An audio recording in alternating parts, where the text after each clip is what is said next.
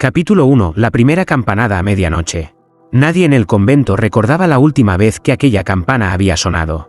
Estaba colgada en lo alto de la torre, oxidada, cubierta de telarañas, como un recuerdo muerto de un tiempo en que los juicios de Dios eran temidos más que la peste. Por eso, cuando retumbó a medianoche, el sonido atravesó los muros como un cuchillo en la carne del silencio. Yo lo escuché primero. Estaba limpiando el altar, castigado por un descuido trivial, cuando el bronce tembló con una voz que parecía surgir del mismo cielo. No fue un tañido normal, en cada vibración había un murmullo, casi un suspiro, como si la campana pronunciara un nombre. Mi nombre. Me quedé paralizado, con las manos temblorosas y la vela cayendo de mis dedos. El eco repitió en mi cabeza lo que jamás había confesado, el hurto de una página prohibida, arrancada del libro de rezos del abad. Nadie lo sabía. Nadie podría saberlo, salvo Dios. Al día siguiente, el convento estaba convulsionado. Los monjes decían que era imposible, que la campana llevaba décadas muda. Pero yo vi en sus ojos el mismo terror que me consumía. Cada uno temía escuchar, en la próxima campanada, su propio secreto. El abad intentó calmar a todos, diciendo que era el viento, una ilusión de medianoche. Pero yo sabía lo que había oído. Esa noche no pude dormir. Me arrodillé frente a la celda, con los labios secos de tanto rezar, cuando el bronce volvió a rugir. Esta vez, no solo lo escuché yo, toda la comunidad se levantó. Y en el aire, flotando entre campanadas, resonó un nombre que no era el mío. El abad palideció. La campana lo había señalado. Su mirada buscó la mía, suplicante, como si yo tuviera la respuesta. Y en ese instante entendí algo aterrador. La campana no anunciaba horas ni muertes. Anunciaba juicios secretos. Y nadie, ni siquiera los hombres de sotana más sagrada, estaba a salvo. El silencio posterior fue peor que el sonido mismo. Porque todos, mientras contenían la respiración, sabían lo mismo: aquella campana seguiría sonando hasta arrancar de nosotros cada pecado oculto.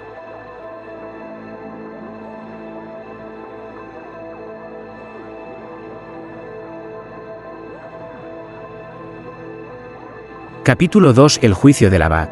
El rostro del abad estaba tan blanco como la cera de las velas.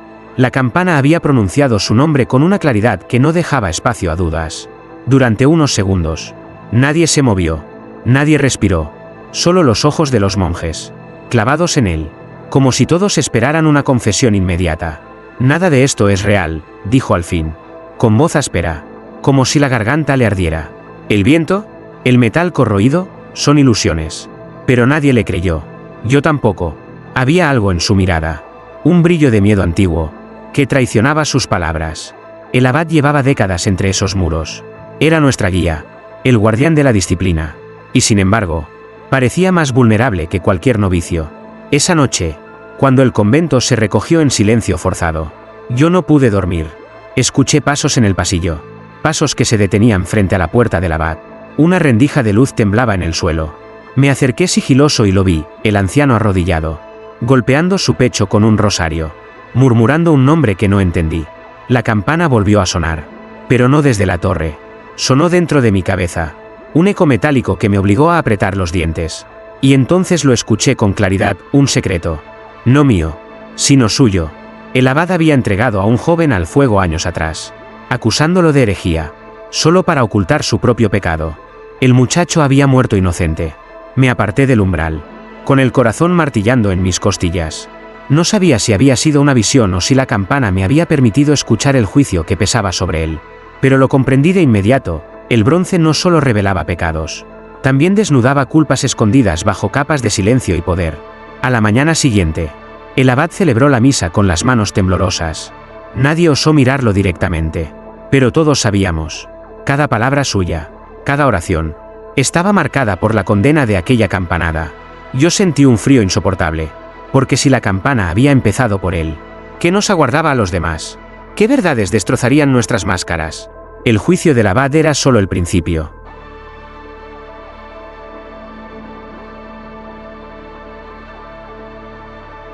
Capítulo 3. Los nombres en el bronce. El amanecer trajo un silencio incómodo al convento. Nadie hablaba del abad. Nadie se atrevía a mencionar la campana, pero todos evitaban mirarse a los ojos. Era como si el aire estuviera impregnado de un secreto demasiado grande para pronunciarse en voz alta.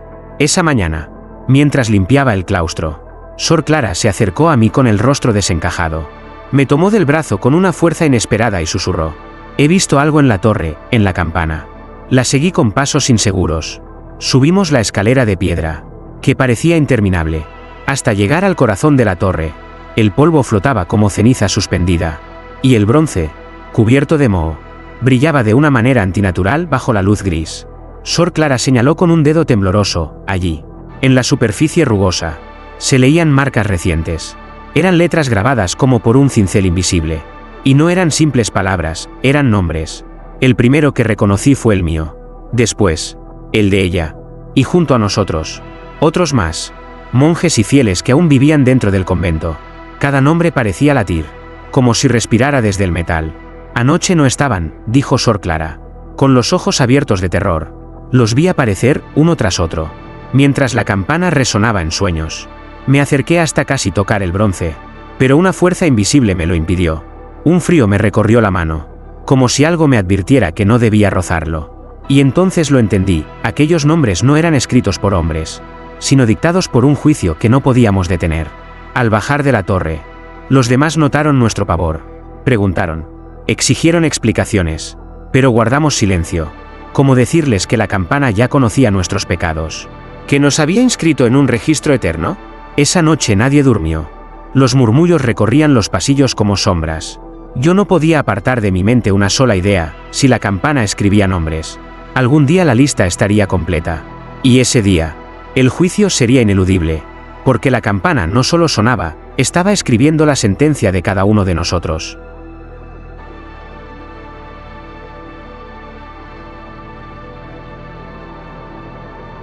Capítulo 4. El eco que no desaparecía. Creímos que el tormento sería solo el repique, el instante en que la campana desgarraba el silencio con su voz metálica. Pero estábamos equivocados. El verdadero castigo era lo que quedaba después, un eco interminable que se negaba a morir. Aquella noche, cuando todos se recogieron en sus celdas, el convento parecía respirar al compás de un sonido invisible. No era el bronce golpeado por el badajo, sino una vibración oculta en los muros, como si las piedras mismas hubieran aprendido a hablar. Me cubrí los oídos, pero el eco estaba dentro de mí. Susurraba mi nombre, y detrás de él, frases que jamás había pronunciado en público.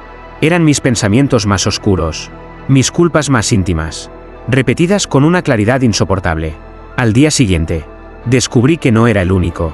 Sor Clara lloraba en un rincón, diciendo que el eco le había revelado la verdad de un deseo prohibido. Otro monje, con la mirada perdida, murmuraba que escuchaba voces de los muertos acusándolo. El convento entero estaba siendo desnudado por un sonido que no se desvanecía. Intentamos tocar la campana para silenciarla, pero cada vez que alguien alzaba la mano, el bronce vibraba por sí solo, expulsando un gemido profundo que nos hacía retroceder aterrados. Era como si la campana se riera de nuestros esfuerzos. El abad, cada vez más demacrado, ordenó rezos continuos día y noche. «El eco es obra del demonio», decía, aunque sus ojos revelaban otra certeza: el eco era el juicio de Dios, extendido más allá del tiempo. Esa madrugada me levanté de la cama, incapaz de soportarlo más. El eco me guió hasta la torre, como un murmullo que tiraba de mi cuerpo. Cuando llegué, la campana no se movía, y aún así, el aire vibraba con fuerza.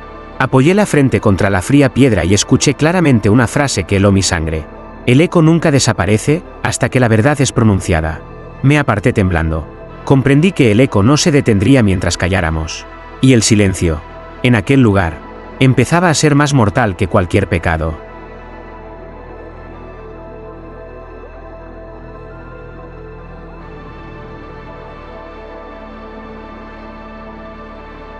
Capítulo 5. El juicio de los inocentes. Creíamos que la campana solo buscaba a los culpables, a los que escondían pecados bajo sotanas y rezos. Pero una madrugada, cuando el aire estaba más frío que nunca y el eco parecía haberse adormecido, sucedió lo imposible. La campana sonó por quinta vez. El bronce retumbó con una fuerza que hizo vibrar los vitrales.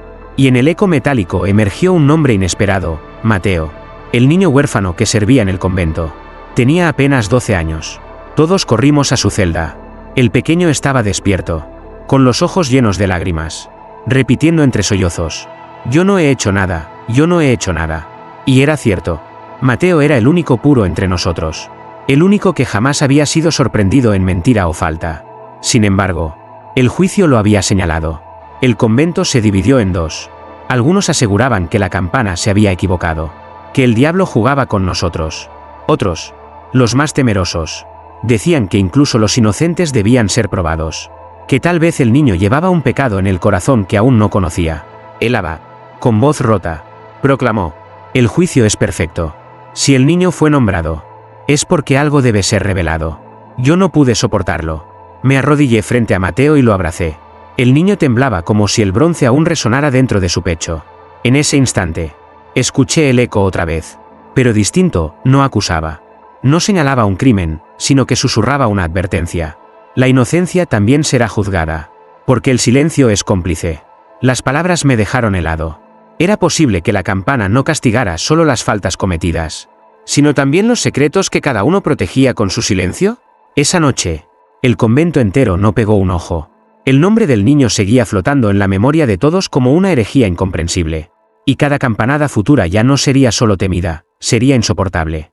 Porque si hasta los inocentes eran llamados al juicio, entonces nadie, absolutamente nadie, estaba a salvo.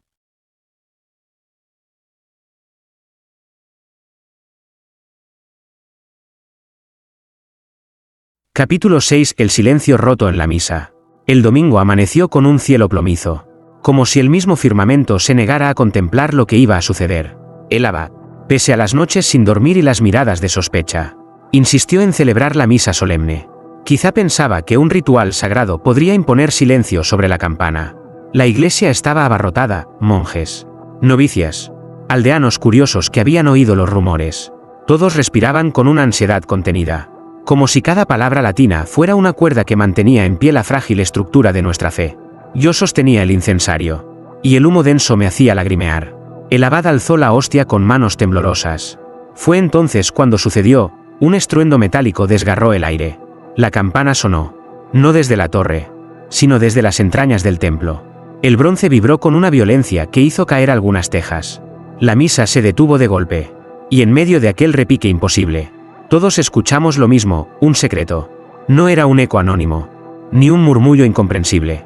Era una frase clara, acusadora, pronunciada con la voz fría del metal. El abad profanó el juramento. El silencio que siguió fue aún más brutal que el sonido. Los aldeanos se miraron unos a otros, escandalizados. Los monjes bajaron la vista, incapaces de sostener la mirada del anciano. Sor Clara se persignó 3 veces, como si quisiera arrancar de sí misma lo que había oído. El abad intentó hablar, pero su voz se quebró. Gritó que era una mentira, que era una blasfemia, que Satanás manipulaba la campana. Pero sus palabras se ahogaron entre los murmullos de la multitud. Nadie le creía ya. Yo lo observaba, sintiendo un nudo en la garganta. Recordé el eco que había escuchado días antes, las visiones de su culpa. Todo encajaba. La campana no mentía, arrancaba la verdad de donde nadie quería verla. La misa no continuó. Los aldeanos se marcharon con rostros sombríos, y en el convento solo quedó el peso insoportable de aquella acusación. Esa noche, mientras el viento agitaba las ventanas, comprendí que la campana había cruzado una línea. Ya no juzgaba en secreto, ahora desnudaba a los culpables frente a todos. Y pronto, lo haría con cada uno de nosotros.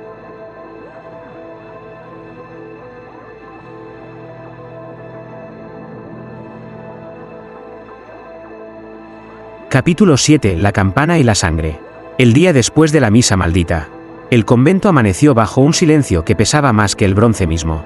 Nadie se atrevía a hablar del abad, que permanecía recluido en su celda, ni de la acusación que todos habían escuchado con claridad. Pero al caer la noche, la campana volvió a reclamar su lugar. Yo estaba en el claustro cuando sucedió. El aire se volvió espeso, como si la piedra respirara. El badajo invisible golpeó el bronce y la campana sonó con una violencia sobrehumana. El eco me atravesó el pecho. Y entonces lo vi: del borde corroído del metal comenzó a deslizarse un hilo oscuro. No era óxido, no era agua, era sangre. La primera gota cayó sobre la losa fría, dejando un rastro escarlata. Después vinieron más, como si la campana estuviera sangrando desde sus propias entrañas. Los monjes que subieron a la torre retrocedieron horrorizados. El bronce estaba manchado, y cada campanada arrancaba un chorro nuevo, espeso y caliente, que caía como un sacrificio invisible. Pero lo más terrible aún no había llegado. Cuando la sangre tocaba la piel de alguien, dejaba una marca ardiente, como una llaga. Vi a Fray Alonso gritar de dolor al sentir una gota en la mano. El líquido le quemaba como fuego líquido. Y mientras se retorcía, todos escuchamos un murmullo dentro del repique. Este es el precio del silencio. La campana no solo revelaba secretos ahora, castigaba con carne y sangre. Cada campanada parecía exigir una ofrenda, un sacrificio físico de aquellos que se negaban a confesar. El miedo se convirtió en histeria. Algunos intentaron huir del convento, pero el portón principal estaba bloqueado como por una fuerza invisible. Los más débiles se encerraron en sus celdas, rezando sin cesar. Yo, en cambio, permanecí de pie frente a la torre, con el corazón ardiendo de terror y fascinación. Comprendí algo que nadie quería aceptar: la campana ya no pertenecía a los hombres. Era un altar viviente, un juez de hierro y sangre. Y mientras más tiempo guardáramos silencio, más hambre tendría de nosotros. Esa noche, el convento dejó de ser un refugio. Se había convertido en una sala de torturas. Y cada campanada sería un latido de condena.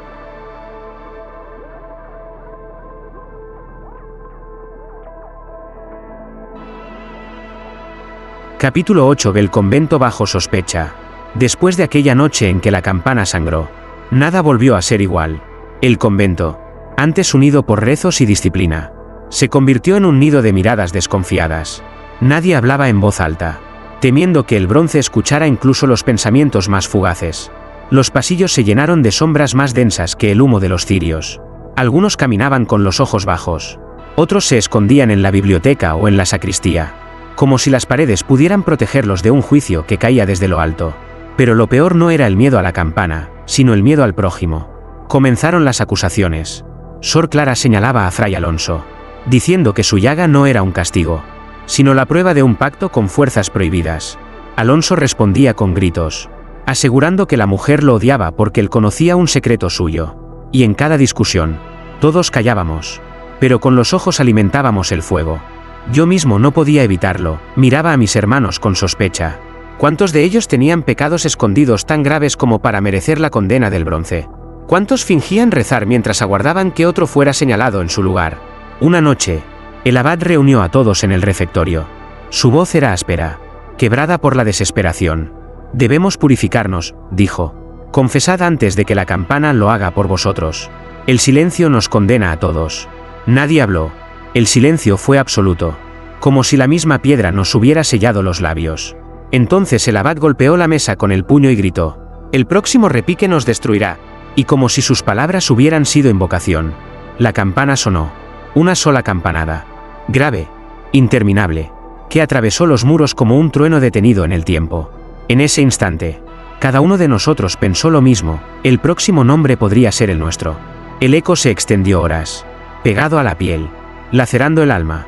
Y mientras todos se dispersaban en la oscuridad, yo comprendí una verdad espantosa: la campana ya no necesitaba revelar secretos, nosotros mismos los destruiríamos.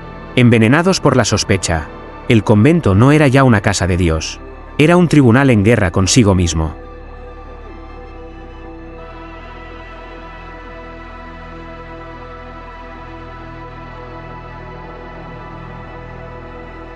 Capítulo 9. El juicio del pueblo.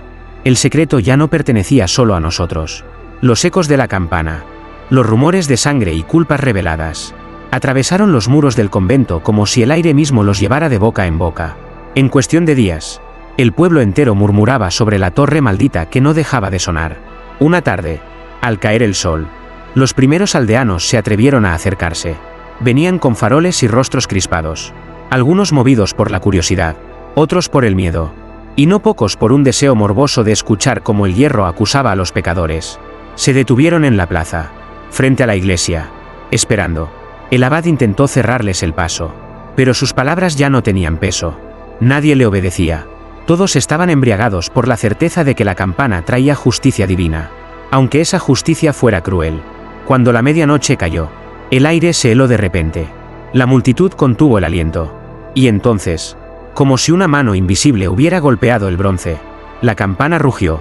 El sonido retumbó en cada ventana, en cada corazón, y el nombre que pronunció no pertenecía a un monje, era el de un aldeano. «Isidro», retumbó el eco metálico, repitiéndose en los muros como un látigo ardiente. El hombre señalado cayó de rodillas en la plaza, temblando, negando entre gritos que hubiera cometido falta alguna. Pero los ojos de sus vecinos se llenaron de furia, recordaban viejas deudas, engaños olvidados, rumores que hasta entonces se habían ocultado. La campana no solo había revelado un pecado, había despertado la sed de juicio en todos. La multitud se abalanzó sobre Isidro. Yo observaba desde el claustro, con el corazón encogido, mientras lo arrastraban al pie de la torre. No importaba lo que gritara, ni sus lágrimas, ya estaba condenado. El abad intentó detenerlos, clamando que el juicio correspondía a Dios, no a los hombres, pero su voz se perdió en la marea de voces que pedían castigo. El pueblo, cegado por el eco del bronce, había encontrado una nueva fe, la fe en la campana que desnudaba almas. Esa noche comprendí que el peligro ya no estaba solo en el convento. La campana se había convertido en un oráculo público, y cada campanada, en un linchamiento inevitable.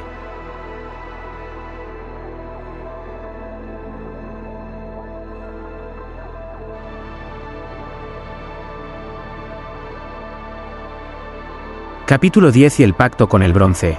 La multitud aún clamaba justicia en la plaza cuando decidí subir solo a la torre. Algo en el interior me quemaba. Una certeza oscura, la campana no era solo un instrumento divino, sino el resultado de un pacto sellado mucho antes de que yo naciera. La escalera de piedra crujía bajo mis pasos. El aire allí arriba era más pesado, impregnado de un olor metálico, como sangre seca mezclada con incienso.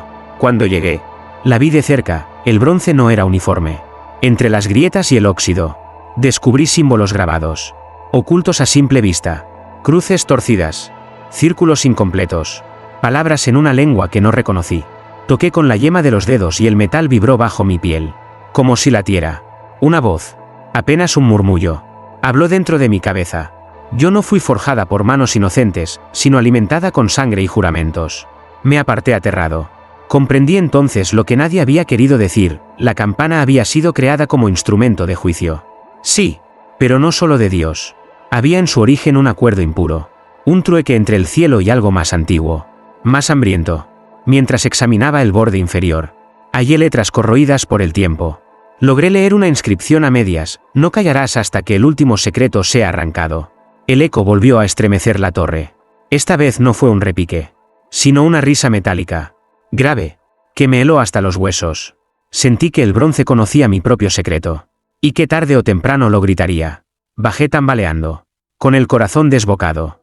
Cuando conté a Sor Clara lo que había visto, palideció. Eso significa, susurró, que no habrá final hasta que todos seamos juzgados. El abad, escuchando desde las sombras, añadió con voz temblorosa: peor aún, si fue forjada con pacto. No es a Dios a quien responde, sino a quien reclama la deuda del juramento. Entonces lo comprendimos, no se trataba solo de confesiones, ni de culpas humanas. Cada campanada era el cobro de una deuda sellada en el bronce. Y esa deuda aún no estaba pagada.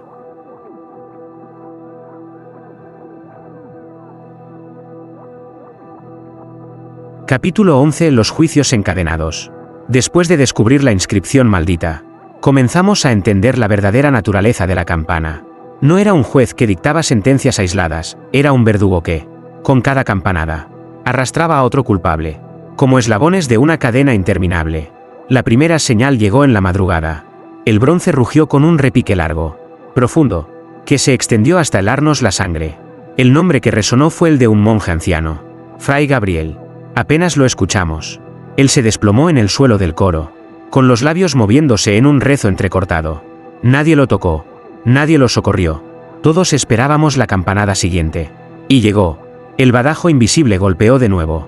Pero esta vez no hubo pausa, un segundo nombre surgió inmediatamente después, como si la campana respondiera a su propia lógica secreta. Era Sor Clara. Ella gritó, negó entre lágrimas.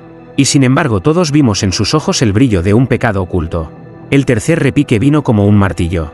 Un aldeano, de los que se habían reunido en la plaza, cayó de rodillas suplicando clemencia. Los presentes lo miraron con furia, y en cuestión de segundos lo arrastraron hacia la entrada del convento. La multitud se convirtió en tribunal, y nosotros, en testigos impotentes. Las campanadas no se detuvieron, una tras otra. Cada nombre pronunciado arrastraba al siguiente, como si un engranaje macabro hubiera sido puesto en marcha. Nadie podía escapar. Era una cadena viva que enlazaba las culpas de todos. Yo lo sentí también. Cada vez que un nombre era revelado, una fuerza invisible me oprimía el pecho, recordándome que mi turno se acercaba. No importaba lo que hiciera, confesar, huir, callar, la campana me alcanzaría. El abad, con voz ronca, gritó sobre el estruendo. No es juicio, es condena encadenada. Un sacrificio que no terminará hasta que todos seamos nombrados. La campana rugió una vez más. Y mientras el eco recorría los muros, comprendimos lo inevitable, estábamos atrapados en un juicio infinito, donde cada campanada arrastraba al siguiente como un eslabón irrompible. El bronce no descansaría hasta arrastrarnos a todos.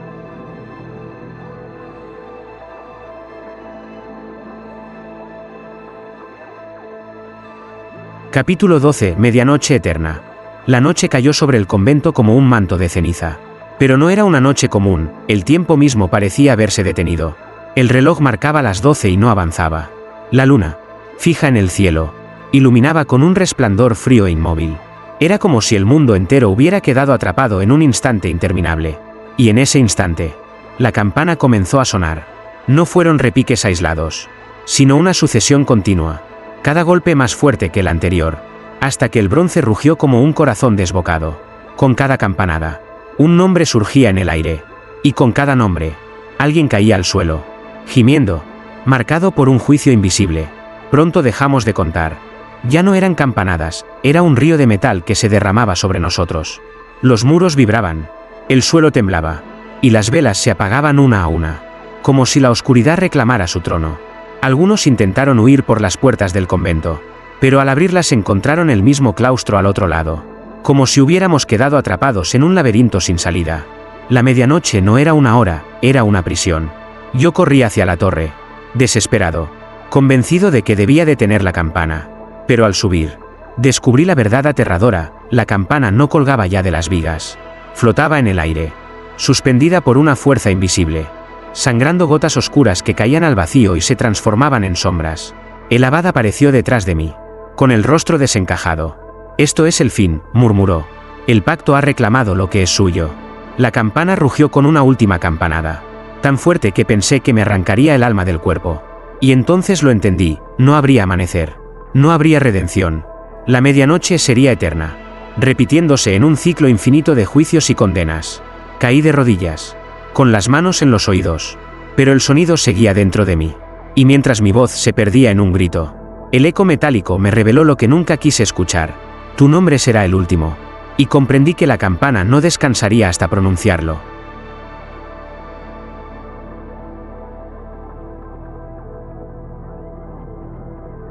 Capítulo 13. El eco que hablaba en otro idioma. Creímos que lo habíamos escuchado todo: nombres, culpas, secretos arrancados del silencio. Pero aquella noche, la campana reveló un horror aún más profundo. Ya no llamaba a los culpables por su nombre, ni pronunciaba frases comprensibles. El eco comenzó a hablar en una lengua desconocida. Al principio sonaban como simples sílabas, un murmullo metálico que se arrastraba entre los muros. Pero poco a poco, cada campanada se transformó en una letanía imposible. Palabras antiguas que no pertenecían a ningún idioma humano. Eran sonidos que herían los oídos, que parecían romper el aire en fragmentos. Yo estaba en la nave central, arrodillado, cuando escuché por primera vez la secuencia de notas extrañas. Me tapé los oídos, pero no sirvió, el eco entró directamente en mi mente. Sentí que aquellas palabras, aunque incomprensibles, estaban escritas dentro de mí desde hacía siglos, como si siempre hubieran esperado ser recordadas. Sor Clara cayó al suelo, convulsionando, mientras murmuraba fragmentos de ese idioma como si lo entendiera. Sus ojos se pusieron en blanco, y su voz se convirtió en un coro gutural. No juzga un hombre, no juzga un dios, juzga el pacto eterno. El abad gritó que era herejía, que la campana estaba poseída, pero incluso su voz tembló, porque en el fondo comprendía lo mismo que todos: el juicio que nos devoraba no venía del cielo, sino de una lengua perdida, de un tribunal cuyo idioma no debía ser pronunciado en la tierra. El eco siguió retumbando durante horas. Cada palabra desconocida se nos clavaba como un cuchillo, arrancándonos lágrimas de dolor. Y aunque no entendíamos su significado exacto, algo dentro de nosotros lo reconocía: era un veredicto, una sentencia que nos condenaba más allá de la vida. Esa noche descubrimos la verdad más aterradora: la campana no necesitaba nombrarnos para juzgarnos. Bastaba con hablar en esa lengua extraña para que nuestras almas supieran, sin traducción alguna, que ya habíamos sido condenados.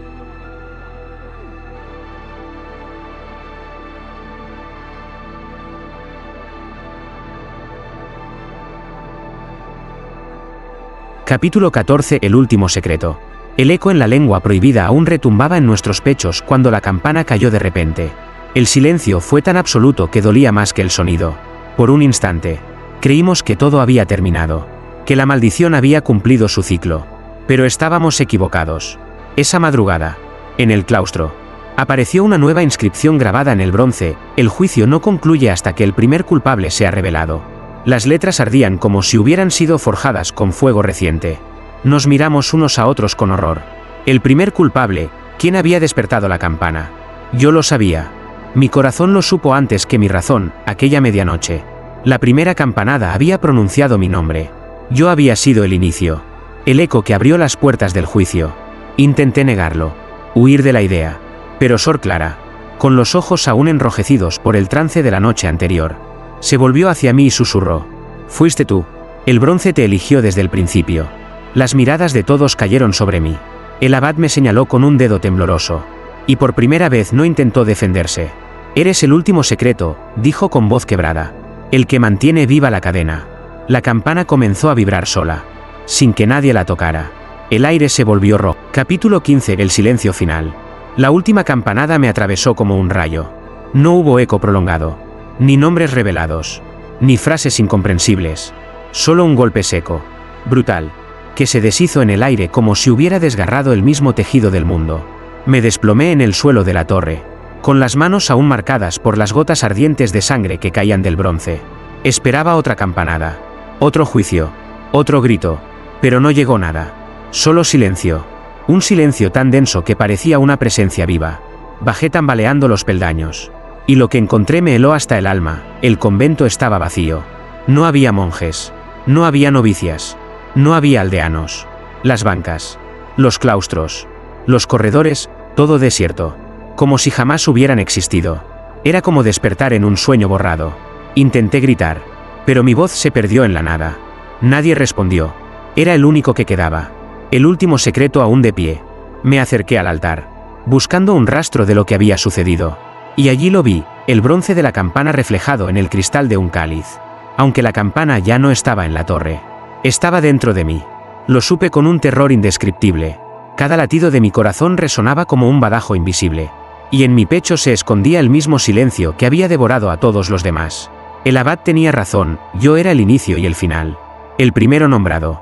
El último condenado. El silencio era el veredicto. Caí de rodillas en el altar vacío. Y por un instante sentí que la medianoche eterna me rodeaba otra vez. No había mañana. No habría absolución. Solo este silencio final. Interminable. Donde cada respiración mía era un juicio que ya nadie escucharía. Y comprendí con un escalofrío que la campana no había callado. Solo había cambiado de morada. Ahora, su eco vivía dentro de mí. Epílogo. El eco fuera de los muros. Creí que el silencio me había condenado a estar solo para siempre, atrapado en el vacío del convento. Pero me equivoqué. Una madrugada, mientras el viento azotaba las ruinas, escuché pasos. No eran de monjes ni de aldeanos, eran voces nuevas, desconocidas.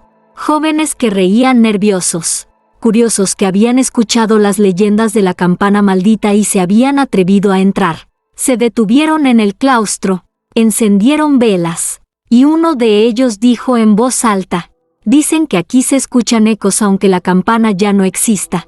Yo contuve la respiración. Sentí como mi pecho vibraba, como si el badajo invisible despertara. Las venas me ardieron. Y entonces, sin poder evitarlo, el eco brotó de mí.